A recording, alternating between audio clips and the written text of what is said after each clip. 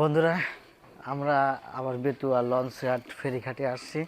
আপনারা দেখতে পাচ্ছেন কি একটা এই ফেরির এই রশিগুলি কত মোটা, আসলে সচোখে না দেখলে বিশ্বাস করতে পারবেন না।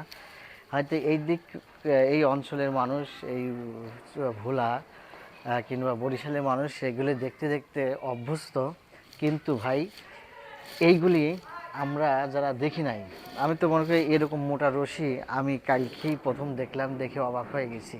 হ্যাঁ, কারণ হচ্ছে এই রশিগুলি আমরা তো এদিক চলাফেরা করি না, হয়তো এর আগে গেছি ফেরি লঞ্চে, কিন্তু এত ছোট লঞ্চে এই রকম রশি কখনোই দেখি নাই। কালকে আমি প্রথম খেয়াল করলাম এই রশি।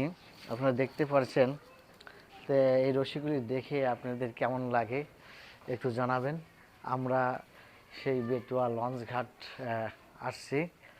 আমরা লঞ্চের মধ্যে আজকে আবার ঢুকতেছি একদম।